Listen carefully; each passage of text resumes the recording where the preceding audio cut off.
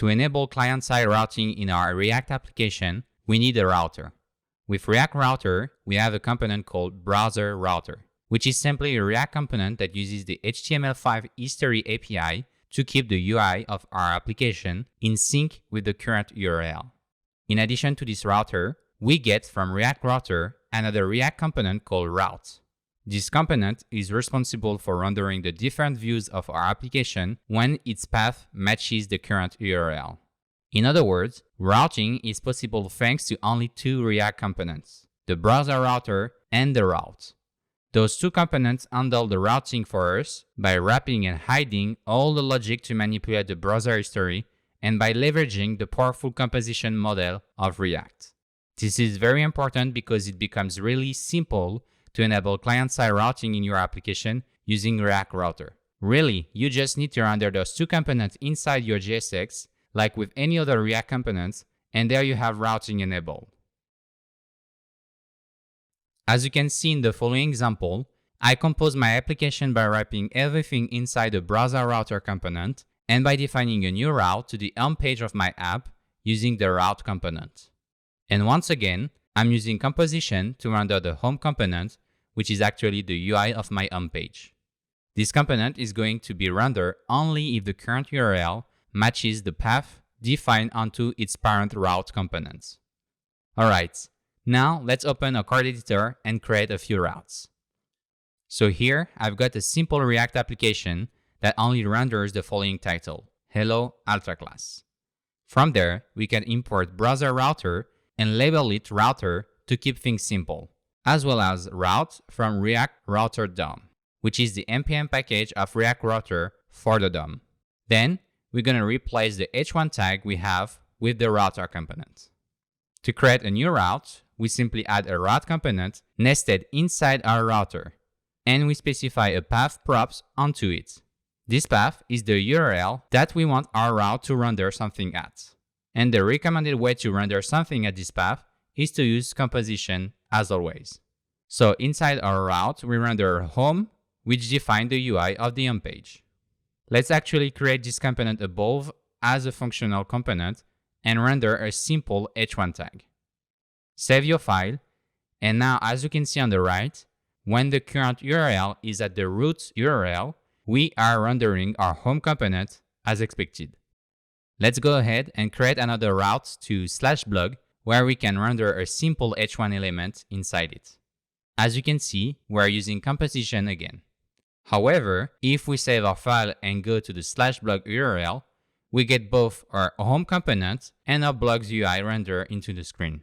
This is because each of these routes is triggered and therefore rendered. Essentially, it's because the regular expression engine used by React Router matches both the slash and the /blog path when we navigate to the /blog URL. So we can solve this by passing to our /route the exact prop. It means that this route will only match if the path matches the current URL exactly. So now if I save the file and go to the /blog URL, we are only rendering the UI for the blog. And if I go back to the home page, we are rendering the home component as before.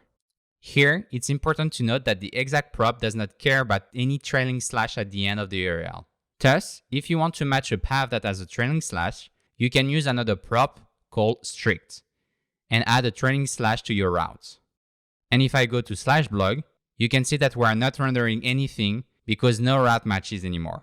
This is because we don't have any trailing slash in the URL. So the /blog/ does not fire. But if we add the trailing slash to the URL, this route now matches and renders the corresponding UI. Okay, so I'm going to get rid of the trailing slash in my route and the strict prop. Now, we will look at the other methods to render some UI using the route component. As I said earlier, the recommended method is to use composition as we are doing since the beginning. However, the route component supports 3 other methods, which are more the legacy ways to render something when the path matches. Those methods are not deprecated though, so you can use them if you'd like. The first method is by using the component prop on our route and by passing it the React component we'd like to render for this route. So here, we can refactor our /route by passing the home component directly into the component prop. As you can see, we get the same result as before. This way of rendering the UI for a route can be interesting, especially if you only have a single component to render without any props attached to it. Now let's refactor our /blog routes and use the render prop to render the UI of our route. It takes a function that returns the component or the JSX we'd like to render. This function gets called whenever the current URL matches this route. And as you can see, everything is working as before. Our blog is rendered when we visit the /blog URL. The third and last way of rendering something with a route is to use the children prop and passing a function that returns the UI we'd like to render. If I save and go to the home page, you can see that we are rendering both routes. This is because the children prop method is always going to run, no matter what, whether there is a match or not. This prop is useful if you like to dynamically adjust your UI based on whether or not the route matches. It takes as an argument a match property, like all the other free render methods, that we can use to control when and what to render based on whether there is a match or not. Here, I'm just reproducing the same behavior of all the other render methods by only rendering my UI if there is a match. And as you can see on the home page, this route does not render anything anymore. But it does render our UI on the /blog page.